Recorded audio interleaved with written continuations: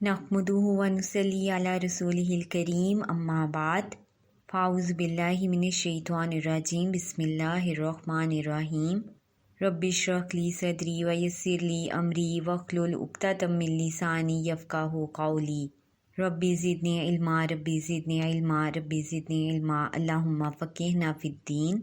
अस्सलामु अलैकुम व रहमतुल्लाहि व बरकातुहू। आज का जो टॉपिक है वो है रमज़ान बख्शिश का महीना है। अल्लाह ताला बहुत ही गफ़ूर रहीम है, बहुत वुसअत वाला है, माफ़ करने को पसंद करता है। उसका वादा है कि जो गुनाहों पर शर्मिंदा हों और सच्चे दिल से तौबा कर लें वो इन्हें माफ़ कर देगा। अल्लाह ताला का इरशाद है, सूरत अल-नजम की आयत नंबर 32 में है, वो जो बड़े गुनाहों और बेहयाई से बचते हैं मासवाए सगीरा गुनाहों के, तो तेरा रब बड़ा बख्शिश वाला है। अब देखें कि इंसान तो है ही ख़ता का पुतला। अब ज़िंदगी में छोटे बड़े गुनाहों में वो मुब्तला ही रहता है किसी न किसी तरह, जिस पर उसको नदामत भी होती है और वो शर्मसार भी होता है। हर इंसान ये चाहता है कि किसी तरह इन गुनाहों के बोझ से वो आज़ाद हो जाए और इस दलदल से वो किस तरह वो बाहर निकल पाए। अल्लाह ताला को अपने बंदे से बहुत प्यार है, इसलिए अल्लाह रब्बुल इज़्ज़त ने रमज़ान जैसा महीना अपने बंदों के लिए भेजा। रमज़ान गुनाहों से पाक होने का बेहतरीन मौका है। आप सल्लल्लाहु अलैहि वसल्लम ने फरमाया, एक रमज़ान दूसरे रमज़ान तक अपने दरमियान होने वाले गुनाहों को मिटा देता है, जबकि कबीरा गुनाहों से इज्तनाब किया जाए। इसे सही मुस्लिम ने रवायत किया है। इसी तरह दिन का रोज़ा रखना और रात का क़याम करना बख्शिश का ज़रिया हैं। आप सल्लल्लाहु अलैहि वसल्लम ने फरमाया, जिसने ईमान के साथ और सवाब की नीयत से रमज़ान के रोज़े रखे, इसके गुज़श्ता सारे गुनाह माफ़ कर दिए जाएंगे।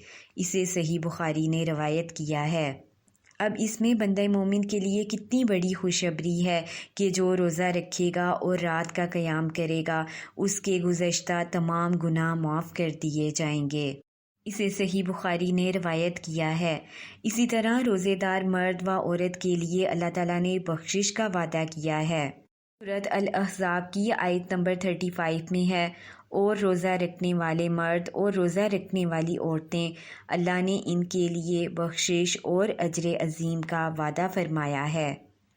अब हमें चाहिए कि हम इन आयात और अहादीस को याद रखें ताकि हमारी इबादत में खुशू हुज़ू पैदा हो सके, और ये आयात और अहादीस मज़ीद इंसान को नेकी पर उभारती हैं।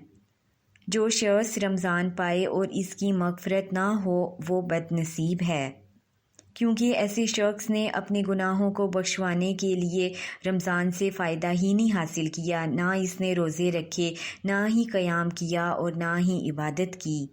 इसलिए ऐसे शख्स को बदनसीब कहा गया। हज़रत जाबिर बिन समरा रज़ी अल्लाह ताला अन्हो से रवायत है कि नबी करीम सल्लल्लाहु अलैहि वसल्लम मिंबर पर चढ़े और फरमाया, आमीन आमीन आमीन। आप सल्लल्लाहु अलैहि वसल्लम ने फरमाया, मेरे पास जिब्राईल अलैहिस्सलाम आए और कहा, ए मोहम्मद सल्लल्लाहु अलैहि वसल्लम, अल्लाह इसे अपनी रहमत रब्बानी से दूर करे जिसने रमज़ान पाया फिर वो मर गया और इसकी बख्शिश नहीं हुई, हत्ता कि वो जहन्नुम में दाखिल कर दिया गया। आप कहिए आमीन। मैंने कहा आमीन। इसलिए ऐसा शख्स बहुत ही बदनसीब है जिसने रमज़ान को पाया और इसने इससे फ़ायदा हासिल ना किया। इसे तिबरानी ने रवायत किया है। सहरी का जो वक्त है इस्तग़फ़ार के लिए बहुत ही मौजू है। अल्लाह के ख़ास बंदों की सिफ़त है कि वो इस वक्त अल्लाह से सरगोशियाँ करके अपने गुनाहों की माफ़ी मांगते हैं। अल्लाह ताला कुरान मजीद में फ़रमाते हैं, सूरत अल-ज़ारियात की आयत नंबर 18 है, और वो सहर के वक्त इस्तग़फ़ार करते हैं। इसी तरह एक और हदीस में आता है कि रसूल अल्लाह सल्लल्लाहु अलैहि वसल्लम ने फ़रमाया, अल्लाह ताला हर रात को आधी रात या एक तिहाई रात के आखिरी हिस्से में आसमान दुनिया पर नज़ूल फरमाते हैं और इरशाद फरमाते हैं कि कौन है جو مجھ سے دعا مانگے اور میں اس کی دعا قبول کروں، کوئی ہے جو مجھ سے سوال کرے کہ میں اسے عطا کروں، کوئی ہے جو مجھ سے استغفار طلب کرے اور میں اسے بخش دوں، یہاں تک کہ طلوع فجر ہوتی ہے۔ اس حدیث سے ہمیں معلوم ہوا کہ استغفار کا جو بہترین وقت ہے وہ تہجد کا وقت ہے۔ اب ہم ذرا غور و فکر کریں کہ مغفرت ہے کیا؟ مغفرت گناہوں کی پردہ پوشی اور ان سے درگزر کرنے کو کہتے ہیں، اور اللہ تعالیٰ ہی انسان کے گناہوں کو درگزر کرتا ہے جب وہ اس کے آگے گڑ گڑاتا ہے، روتا ہے اور شرمندہ ہوتا ہے۔ اور چونکہ اللہ تعالیٰ کی ذات بہت ہی غفور الرحیم ہے اور اس ماہ رمضان کی برکت کی وجہ سے اللہ تعالیٰ گناہوں کو بخش دیتا ہے اور درگزر فرماتا ہے۔ جو بھی قرآن کریم پڑھتا ہے اور اس میں غور و فکر کرتا ہے وہ دیکھ سکتا ہے کہ انبیاء علیہ السلام نے ہمیشہ خود بھی مغفرت مانگی اور اپنی اپنی قوم کو بھی استغفار کرنے کو کہا۔